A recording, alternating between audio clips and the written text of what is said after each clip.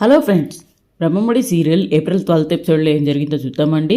Last ఎపిసోడ్లో కావ్యని కలవడానికి రాజు ఆఫీస్కి వస్తాడు కదా, వచ్చి కలుస్తాడనమాట. పక్కన వేరే కేఫ్లో కలుస్తారనమాట. కలిసిన తర్వాత మీరెవరు నాకేంటి చెప్పండి అంటే కావ్య చెప్పదనమాట. అండ్ అలాగే రుద్రాణికి ధాన్యలక్ష్మి వార్నింగ్ ఇస్తుందనమాట. ఈరోజు ఎపిసోడ్లో జరగబోయేది ఇదే. ఈ ఎపిసోడ్ ఎవరైనా కొత్తగా చూస్తున్నట్లయితే మన ఛానల్ సబ్స్క్రైబ్ చేసుకోండి, వీడియోస్ లైక్ చేయడం మాత్రం అస్సలు మర్చిపోద్దు. ఇప్పుడైతే ఎపిసోడ్లోకి వెళ్ళిపోదాం అనమాట. కావ్యాన్ని కలవడానికి ఆఫీస్కి వస్తాడు రాజ్. మీతో మాట్లాడడానికి వచ్చాను అంటాడు. ఎందుకు వచ్చారు మీరండి? మీతో మాట్లాడడానికి వచ్చారు. భర్త ముందు నిజాలు మాట్లాడకపోతున్నందుకు కావ్య చాలా బాధపడుతుంది అనమాట. ఏమైందని రాజు అడుగుతాడు అనమాట. వర్క్ వదిలేసి వచ్చా కదా, అదే ఆలోచిస్తున్నా అని చెప్పి అబద్ధం చెప్తుంది. మిమ్మల్ని మొదటిసారి చూసినప్పుడు మీరు నాకు బాగా కావాల్సిన వాళ్ళు అనిపించారని రాజు అంటాడు. నా అలాగే మీకు అనిపించిందని కావ్యని అడుగుతాడు అనమాట. మీ కళల్లో చూస్తే మన మధ్య ఏదో బంధం పరిచయం ఉందని నా మనసు స్ట్రాంగ్గా చెప్తుందని రాజు చెప్తాడనమాట. కానీ ఆ బంధం ఏందో తెలియడం లేదని అంటాడు. నేనంటే గతం మర్చిపోయాను, మీరు బాగానే ఉన్నారు కదా, మనం ఇంతకుముందు ఎప్పుడు ఎక్కడ కలిసామో చెప్పమని కావ్యని నిలదీస్తాడు రాజు. ఈరోజు సమాధానం చెప్పకుండా మిమ్మల్ని ఎక్కడికి పంపించేది లేదని అంటాడు అనమాట. కావ్య మాత్రం సమాధానం చెప్పకుండా మౌనంగా ఉంటుంది. నాకు వెళ్ళాలని లేదు, కానీ ఉండలేను, ఉండి చెప్పలేను, అబద్ధానికి నిజానికి మధ్య నలిగిపోతున్నానని చెప్పి కావ్య ఎమోషనల్ అవుతుందన్నమాట. తనలో తనే మాట్లాడుకుంటుంది. మీరు ఏదో నిజాన్ని దాస్తున్నట్లుగా అనిపిస్తుంది, మీ కళ్ళు ఏదో చెప్పాలని ప్రయత్నిస్తున్నా, బలవంతంగా ఆ నిజాన్ని బయటికి రాకుండా దాస్తున్నారని తెలుస్తుంది నాకని కావ్య అంటుందన్నమాట. కావ్యతో రాజు అంటాడనమాట. రాజు అంత అడిగినా కావ్య మాత్రం సైలెంట్గానే ఉంటుంది, సమాధానం ఏమీ చెప్పదు. కావ్య నిజం చెప్పాలనుకుంటుంది, కానీ అప్పుడే ఫోన్ మోగుతుందనమాట. ఆఫీస్ నుంచి అర్జెంట్ కాల్ వచ్చిందని, ఇప్పుడు నేను వెళ్ళకపోతే జాబ్ నుంచి నన్ను తీసేస్తారని చెప్పి అబద్ధం ఆడుతుందనమాట. కావ్య వెళ్ళడానికి ఒప్పుకుంటాడు. సరైన వెళ్తుంటే మీతో ఉంటే నిజం చెప్పేస్తాను అని భయంగా ఉందంటే అందుకే వెళ్ళిపోతున్నాను, అని క్షమించండి అని చెప్పి రాజుని తీసి మనసులో మాట్లాడుకుంటుంది అనమాట. ఆగండి అని కావ్యని పిలుస్తాడు రాజు. ఎందుకంటే ఆ ఫ్లవర్ బొకే మర్చిపోయారు అని చెప్పి తీసుకొచ్చి ఇస్తాడనమాట. బొకే తీసుకుందని సంతోషపడాలా, అసలు నిజంగానే పని నుండి వెళ్ళిపోయిందా, తనకు సమాధానం చెప్పడం ఇష్టం లేక కావ్య వెళ్ళిపోయిందని రాజు ఆలోచిస్తూ ఉంటాడు. ఇంకా రాజు ఎక్కడికి వెళ్తున్నాడు, ఏం చేస్తాడో తెలుసుకోవడానికి రాజు కార్లో జీపీఎస్ ట్రాక్ చేస్తుంది కదా యామిని. ఆ ట్రాకర్ ఆధారంగా అతను ఎక్కడున్నాడని లొకేషన్ చూస్తుంది అనమాట యామినికి. కావ్య ఆఫీస్ ముందు రాజు కారు ఉండడం చూసి షాక్ అవుతుందన్నమాట. ఈ పాటికి రాజు ఆఫీస్లోకి వెళ్ళిపోయి ఉంటాడు. రాజుని అందరూ గుర్తుపట్టి ఉంటారు అనుకుని టెన్షన్గా ఆఫీస్కి వచ్చి అక్కడ వెళ్తుందనమాట. ఆఫీస్లో యామిని లోపలికి రాగానే శృతి వస్తుందన్నమాట. ఎవరు కావాలని అడుగుతుందనమాట. నేను రాజుకొచ్చి వస్తానని చెప్పి యామిని సమాధానం చెప్తుంది. మీరు రాజు సార్ ఫ్రెండా, కావ్య మేడం వదలచడానికి వచ్చారా అని యామినితో అంటుందమ్మా శృతి. అలా ఓహో అయితే రాజు రాలేదనమాట లోపు అనుకొని బయటకు వస్తాడనమాట. రాజు అక్కడికి వచ్చేసరికి ఆఫీస్ ఎదురుగా ఉన్న కేఫ్ నుంచి బయటకు వస్తాడు రాజు. అక్కడికి వచ్చేసరికి యామిని కారు కనిపించినంత డౌట్ వచ్చి యామినికి ఫోన్ చేస్తాడనమాట. నేను నీ కార్ దగ్గర ఉన్నాను, నువ్వు ఎక్కడున్నావు అని చెప్పి అడుగుతాడు. నువ్వు ఇక్కడ ఏం చేస్తున్నావు, నేను ఇక్కడ ఉన్నట్లు నీకు ఎలా తెలిసిందని అడుగుతాడు అనమాట. నాకు తెలియకుండా నన్ను సీక్రెట్గా ఫాలో అవుతున్నావా అని యామినిపై ఫైర్ అవుతాడనమాట. జీపీఎస్ ట్రాకర్ సీక్రెట్ బయటపడకుండా మేనేజ్ చేస్తుంది యామిని.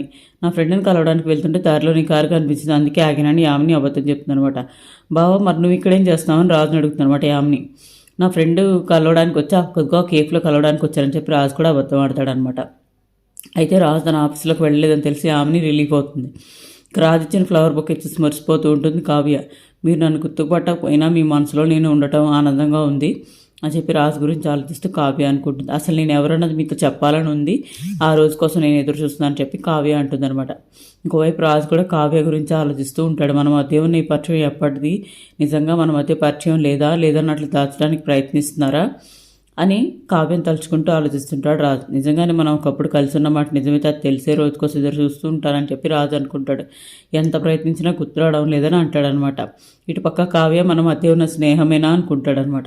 మనకు సాయం చేసేది, మనల్ని తిరిగి కలిపేది మన మధ్య బ్రహ్మముడి వేసిన దేవుడు ఒక్కడేనని చెప్పి త్వరలోనే అన్ని విషయాలు గుర్తుకొస్తాయని నమ్మకం నాకు ఉంది అని కావ్య అనుకుంటుంది అనమాట. మనం దూరమైన కొత్త ప్రేమికులు ఇలా ప్రేమించుకోవడం నాకు నచ్చిందని చెప్పి ఆనందపడుతుంది అనమాట. గీడిపైపు ఇంట్లో అందరూ కూర్చొని మాట్లాడుతూ ఉంటారనమాట. ఆయన ఎవరు, ప్రకాశం గారు వచ్చి రేపు పొద్దున పుట్టినరోజు కదా, దాని గురించి ఏం ఆలోచించావు అన్నయ్య అని సుభాష్ని అడుగుతాడనమాట. అందరికీ అపర్ణ పుట్టినరోజు, అందరికీ గుర్తున్న రాజు దూరం వేయడానికి బాధలు ఎవరు దాని గురించి ఆలోచించట్లేదని అంటుందన్నమాట. అంటాడు, రాజు బతుకున్నప్పుడు అపర్ణ పుట్టినరోజు నాడు గుడిలో అన్నదానం చేసి అందరికీ పట్టుబట్టలు పెట్టేవాడు అని రుద్రాణి అంటుందన్నమాట. ఇప్పుడు వదినకు రాజుతో పాటు ఏ ఆనందాలన్నీ దూరమయ్యాయని అంటుందన్నమాట.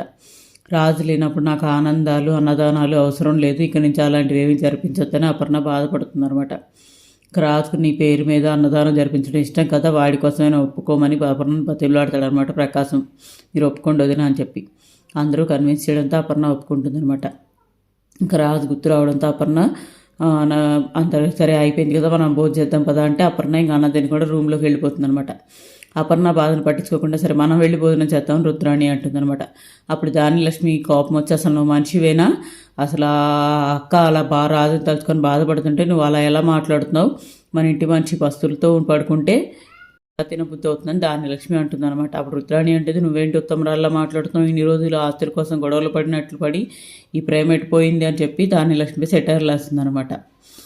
నా కొడుకు న్యాయం జరగడం కోసం నీతో కలిసి 4 మాటలు మాట్లాడాను, అంత దానికి నువ్వు నేను ఒకటి అనుకుంటే ఎలా, నేను మనిషిని సాటి మనిషి కష్టం వస్తే చూస్తూ ఉండలేను, నీలా అస్సలు ఉండలేను అని చెప్పి లక్ష్మికి వార్నింగ్ ఇస్తుందనమాట. అప్పుడు ప్రకాశం గారు అంటారు నువ్వు రుద్రాణితో కలిసి ఆమెలో ఎక్కడ మారిపోయావు అనుకున్నాను, కానీ మా వదిన బాధను అర్థం చేసుకొని ఇంకా నువ్వు నా భార్య నిరూపించుకున్నావు అని చెప్పి ప్రకాశం గారు అంటారనమాట. మీరు చెప్పే డైలాగ్స్ మాట్లాడడానికి బాగుంటాయి కానీ బతకడానికి కాదు, ప్రాక్టికల్గా ఆలోచించండి అని చెప్పి రివర్స్గా లక్ష్మి ప్రకాశంపై పంచలేస్తుంది అనమాట రుద్రాణి. సరే మనం వెళ్దాం పదా అని చెప్పి ఇంకా మీరు కాస్త సిగ్గు లేదు బుద్ధి లేదని అందరు తిడతారు. అయిపోయిందనమాట. ఆ తర్వాత కావ్యాన్ని కలవడానికి ఇద్దరు వస్తారనమాట. వాళ్ళు డబ్బులు పెండింగ్లో ఉన్నాయని చెప్తారు, డబ్బులు మా హోల్డ్లో ఉందని చెప్తారనమాట.